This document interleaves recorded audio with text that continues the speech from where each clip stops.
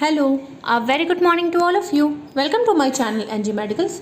In this video, we are going to see the endometrial cancer pathogenesis. ठीक है, तो आज हम देखेंगे पैथोजेनेसिस ऑफ एंडोमेट्रियल कैंसर। तो सबसे पहले एंडोमेट्रियम कहाँ पे होती है ये हमें पता होना चाहिए। एंडोमेट्रियम हमारी यूट्रस की इनर लेयर होती है। ठीक है, एंडो मीन्स होता है इनसाइड, मेट्रियम मीन्स यूट्रस। ठीक है, तो यूट्रस की जो अंदर वाली लेयर है, ये रेड वाली layer, this is known as endometrial layer. इसके अगली वाली नेक्स्ट वाली जो लेयर है, this is known as myometrium layer, जो कि मैं ब्लू से कर रही हूँ, this is myometrium layer. Okay, और ये जो इसके नेक्स्ट वाली लेयर है, दैट इज आउटर लेयर, इसको हम लोग बोलेंगे पेरीमेट्रियम। ठीक है, तो यूट्रस के पास नॉर्मली 3 लेयर्स होती हैं। सबसे इनर वाली एंडोमेट्रियम, उसके बीच वाली मायोमेट्रियम एंड सबसे बाहर वाली पेरीमेट्रियम। ओके, तो इन लेयर्स के पास क्या होती है, हमारी दोनों साइड ओवरीज होती हैं जो कि एग निकालने का काम करती हैं। क्लियर हो गया। एंडोमेट्रियल कैंसर मीन्स क्या होता है कि cancer into the endometrial layer. ठीक है, तो एंडोमेट्रियम यानी इनर लेयर में कोई भी abnormal growth of the cells हो जाएगी तो हम लोग क्या कहेंगे, इट इज एंडोमेट्रियल कैंसर। अब अगर ओवरी की बात देख लेते हैं, तो ओवरी को अगर मैं कट करूंगी तो ओवरी अंदर से कुछ ऐसे देखने को मिलेगी। ठीक है, नॉर्मली क्या होता है कि जब हम लोग मदर के अंदर होते हैं, फीमेल फीटस या बेबी, तो उनके अंदर यानी कि बेबीज़ की ओवरी के अंदर छोटे छोटे सेल्स बनते हैं। इन सेल्स को हम लोग प्रीमोडियल फॉलिकल्स बोल देते हैं। ये सेल्स तब तक बनते रहते हैं जब तक हम लोग डिलीवर नहीं हो जाते। उसके बाद इन सेल्स का फॉर्मेशन रुक जाता है। नेक्स्ट में क्या होता है, जैसे ही प्यूबर्टी एज आती है, दैट इज़ 12 से 13 ईयर्स, कोई भी गर्ल 12 से 13 ईयर्स एज में आती है तो ये सेल्स दोबारा से फंक्शनल हो जाते हैं। क्या फंक्शन करते हैं, फॉलिकल्स बनाने का काम करते हैं। जैसा कि मैंने आपको बता दिया कि एक ओवरी का काम क्या है, एग को निकालना। ठीक है, तो एग को बनाने का काम ये क्या करेंगे, फॉलिकल्स करेंगे। अब ये फॉलिकल्स, यही जो सेल्स बने थे, यही अपने आप को अरेंज कर लेंगे सर्कुलर वे में, और बीच में क्या बनेगा, ओवा बनेगा, और आसपास ये उसको क्या करेंगे, प्रोटेक्शन देंगे और न्यूट्रिशन देंगे। ठीक है, सबसे पहले हमारा क्या बनेगा, primary follicle. Primary follicle convert हो जाएगा secondary follicle with the help of the hormone that is known as FHS, follicular stimulating hormone, FSH। ठीक है, FSH से ये बनेगा नेक्स्ट वाला that is known as secondary follicle. Secondary follicle में क्या बनेगा, अंदर की तरफ ये डार्क कलर का क्या दिख रहा है, दिस इज सेकेंडरी ओवा। ठीक है, उसके बाद फिर से FSH के अंडर में ये और अपने आप को चेंज करेगा स्ट्रक्चर, सेकेंडरी फॉलिकल अपने आप को कन्वर्ट करेगा ग्राफियन फॉलिकल में। ग्राफियन फॉलिकल के अंदर जो बन रहा है उसको हम लोग कहेंगे मैच्योर ओवा। ठीक है, तो अब ग्राफियन फॉलिकल के अंदर जो मैच्योर ओवा बना है तो वो मैच्योर हो चुका है।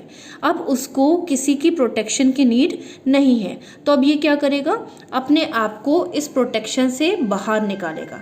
कैसे बाहर निकालेगा, जब ग्राफियन फॉलिकल कंप्लीटली बन जाता है तो उसके बाद हमारा एक हार्मोन निकल के आता है दैट इज LH। इसका फुल फॉर्म है ल्यूटिनाइजिंग हार्मोन।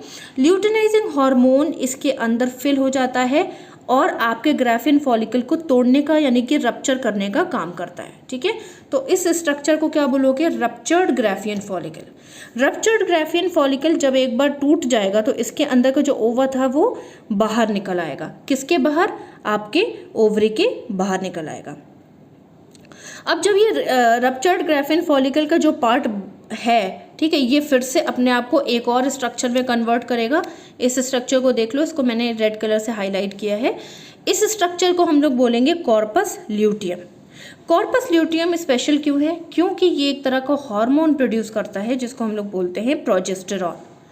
प्रोजेस्टेरॉन हार्मोन कब काम करेगा, जब प्रेगनेंसी कंसीव हो जाएगी। तो सिंपल सी चीज़ है, जब ये ओवरी से बाहर निकला, यहाँ पे दिखा देती हूँ, जब ये ओवरी से बाहर निकला तो ये अब कहाँ चला जाएगा, ये फैलोपियन ट्यूब की हेल्प से। ठीक है, ओवरी के पास कौन होती है, फैलोपियन ट्यूब। ये फैलोपियन ट्यूब के थ्रू कैच कर लिया जाएगा और एम्पुलरी रीजन में जा करके वेट करेगा। कितनी देर तक वेट करेगा, 24 घंटे तक वेट करेगा। 24 घंटे में अगर क्वाइटस हो जाता है, ठीक है, तो ढेर सारे स्पर्म अंदर हो जाएंगे। क्वाइटस मीन्स होता है सेक्सुअल इंटरकोर्स। ठीक है, 24 घंटे के अंदर अंदर अगर कोइटस हो गया तो ढेर सारे स्पर्म अंदर आ जाएंगे और उन्हीं में से कोई स्पर्म इसको फर्टिलाइज कर देगा और यहाँ पे प्रेगनेंसी कंसीव हो जाएगी। ठीक है, तो जब प्रेगनेंसी कंसीव हो जाएगी तो उस टाइम पे आपका जो प्रोजेस्टेरॉन था, ये प्रोजेस्टेरॉन हार्मोन है ना, जो कि कॉर्पस ल्यूटियम के थ्रू बन रहा है, ये प्रोजेस्टेरॉन आपकी एंडोमेट्रियम को मोटा करने का यानी थिक करने का काम करेगा। थिक करने का काम क्यों करेगा? जिससे कि पीरियड्स ना आए। इसके अलावा इसके ऊपर जब प्लासेंटा अटैच हो, ठीक है, प्लासेंटा प्रेगनेंसी के टाइम पे बेबी को ब्लड सप्लाई देने का काम करता है। ठीक है, तो प्लासेंटा जब बने और इसके ऊपर अटैच हो तो ये टूटे ना, ये लेयर टूट करके एबॉर्शन ना हो जाए। तो आई थिंक आपको एनाटॉमी क्लियर हुई होगी कि कैसे कैसे फंक्शन चल रहा है। तो इन सारी चीज़ों के दौरान या इन सारी चीज़ों के टाइम पे क्या क्या इंक्रीज हो रहा है? एक हमारा हार्मोन प्रोजेस्टेरॉन, ठीक है, और दूसरा हार्मोन कौन सा इंक्रीज हो रहा है? ईस्ट्रोजन। प्रोजेस्टेरॉन इस लेयर को मोटा करने का काम करेगा, एंडोमेट्रियल लेयर को, और ईस्ट्रोजन आपका प्लासेंटा और बेबी बनाने का काम करेगा। इन दोनों में कोई भी डिसबैलेंस हो जाता है तो कैंसर होने के चांसेस बढ़ जाएंगे। क्यों कैंसर होने के चांसेस बढ़ जाएंगे? क्योंकि ईस्ट्रोजन का काम है सेल्स की ग्रोथ करना, ठीक है, प्रोजेस्टेरॉन का काम है सेल्स को नॉर्मली ग्रो कराना। ओके, अगर प्रोजेस्टेरॉन नहीं होगा तो हो सकता है ईस्ट्रोजन की वजह से ओवर ग्रोथ हो जाए, ठीक है, एबनॉर्मल ग्रोथ हो जाए सेल्स की। तो प्रोजेस्टेरॉन क्या कर रहा है? जो भी सेल्स ग्रो कर रहे हैं ईस्ट्रोजन के थ्रू, उन सेल्स की ग्रोथ को लिमिट कर रहा है, ओवर ग्रोथ नहीं होने दे रहा है। ठीक है, तो हमारे कैंसर क्या कहती है? Abnormal growth of the cells. तो प्रोजेस्टेरॉन का रोल बहुत बड़ा है इस चीज़ के लिए। आई थिंक आपको ये फिगर क्लियर हुआ होगा।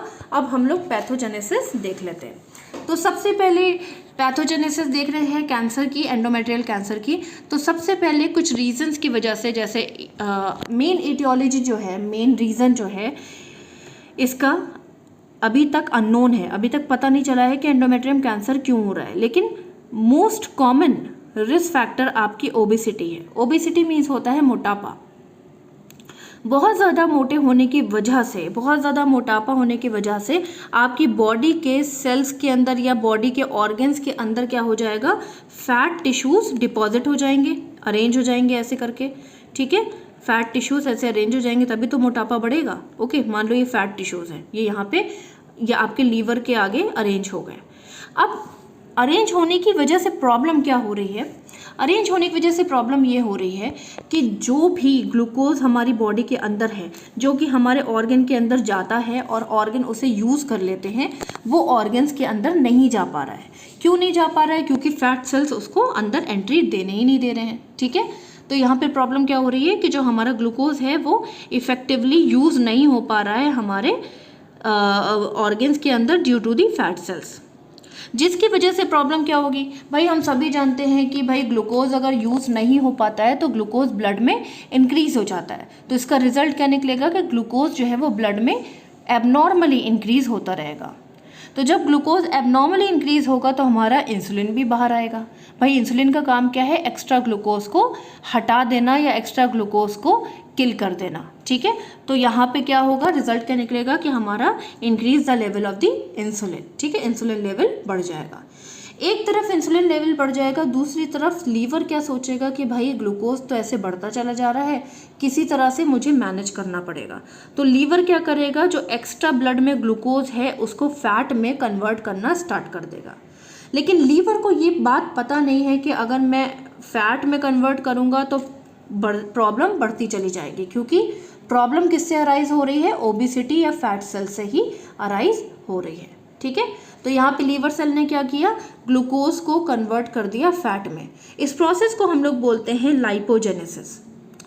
अब लाइपोजेनेसिस भी एक तरफ हो रहा है, फैट सेल्स बढ़ते चले जा रहे हैं, जो नेक्स्ट ग्लूकोज है, जो और ज़्यादा ग्लूकोज है बॉडी में, वो और ज़्यादा यूटिलाइज नहीं हो पा रहा है ड्यू टू दी लाइपोजेनेसिस।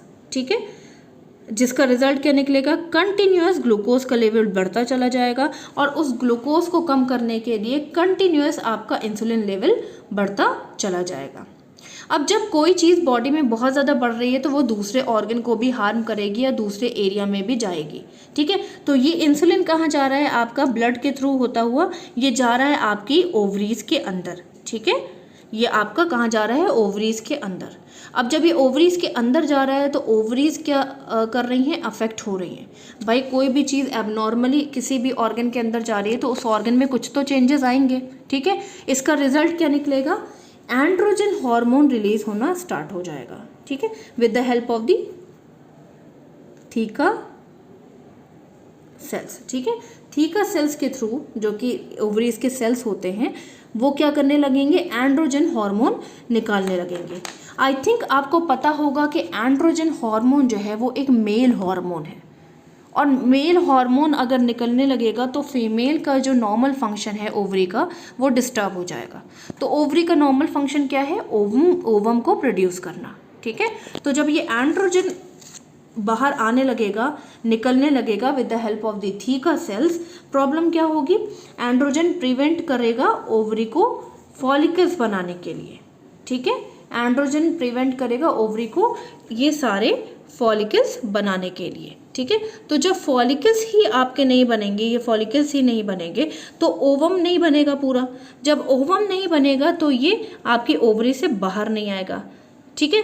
तो जब ये ओवम आपकी ओवरी से बाहर नहीं आएगा तो इस प्रोसेस को हम लोग क्या बोलेंगे, एन ओव्यूलेशन, ठीक है। एन मीन्स होता है एब्सेंट, ओव्यूलेशन मीन्स होता है ओवम का ओवरी से बाहर आना, ओके। अब इसकी वजह से प्रॉब्लम क्या हो रही है, भाई एन ओव्यूलेशन हो गया, ओवम बाहर नहीं आ पाया, इसकी वजह से प्रॉब्लम क्या हो रही है, इसकी वजह से ल्यूटियल फेज डिफेक्ट हो रहा है। ल्यूटियल फेज क्या है, जिसमें कॉर्पस ल्यूटियम बन रहा था। कॉर्पस ल्यूटियम कब बन रहा था, जब आपका ग्राफियन फॉलिकल ओवम को बाहर निकाल रहा था, और यही जो स्ट्रक्चर है वो अपने आप को चेंज करके कॉर्पस ल्यूटियम में कन्वर्ट कर रहा था। जब कॉर्पस ल्यूटियम नहीं बनेगा तो कॉर्पस ल्यूटियम का फंक्शन भी कंप्लीट नहीं होगा। नॉर्मली कॉर्पस ल्यूटियम का फंक्शन क्या था, प्रोजेस्टेरॉन को इंक्रीज करना, ठीक है। अब यहाँ पे प्रोजेस्टेरॉन एब्सेंट हो गया, देख लो, कॉर्पस ल्यूटियम ने ठीक से काम नहीं किया, फंक्शन नहीं हुआ, कॉर्पस ल्यूटियम नहीं बना, जिसकी वजह से एब्सेंस ऑफ द प्रोजेस्टेरॉन। रही ईस्ट्रोजन की बात, तो ईस्ट्रोजन ड्यूरिंग पीरियड्स बढ़ता चला जाता है, ठीक है। पीरियड्स के टाइम पे आपका ईस्ट्रोजन बढ़ता चला जाता है, क्योंकि पीरियड्स की जो आपकी इनर लेयर होती है, आपकी ये जो एंडोमेट्रियम है, पीरियड्स के टाइम पे ये टूट करके ब्लड के फॉर्म में बाहर आ जाती है। तो जब ये टूटेगी तो दूसरी बनेगी भी, तो दूसरे सेल्स बनाने के लिए आपका ईस्ट्रोजन काम करेगा। तो ईस्ट्रोजन ऑटोमेटिकली क्या करेगा, अपने आप को इंक्रीज करेगा पीरियड्स के टाइम पे। अब प्रॉब्लम क्या हो रही है, यहाँ पे नए नए सेल्स बन रहे हैं, लेकिन उनको कंट्रोल करने के लिए आपका प्रोजेस्टेरॉन यहाँ पे अवेलेबल नहीं है। तो जब प्रोजेस्टेरॉन अवेलेबल नहीं है तो यहाँ पे थिकनेस नहीं बढ़ेगी, लेकिन सेलुलर ग्रोथ बढ़ती चली जाएगी। जब ये सेलुलर ग्रोथ बढ़ती चली जाएगी, हो सकता है कि ये आपका कैंसर सेल्स में कन्वर्ट हो जाए। आई थिंक आपको क्लियर हुआ होगा, इट्स वेरी इजी। आप इसे एक बार नोट्स को देख लो, ये नोट्स देख लो आप, और कोई डाउट हो तो आप ये मुझे कमेंट बॉक्स में भी पूछ सकते हो, ठीक है। ये नोट्स हैं आपके, आप इसे एक बार देख लीजिए। चाहे तो आप स्क्रीनशॉट ले सकते हो, चाहे तो आप इसको डायरेक्टली नोट कर सकते हो,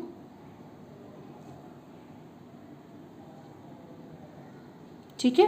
और इस डायग्राम को नोट करना मत भूलना, ड्रॉ कर लीजिएगा, क्योंकि विदाउट डायग्राम आप इस पूरे पैथोजेनेसिस को समझ नहीं पाओगे। आई थिंक क्लियर हुआ होगा। If you are having any doubt please ask me in a comment box. Till then bye bye, take care, have a nice day.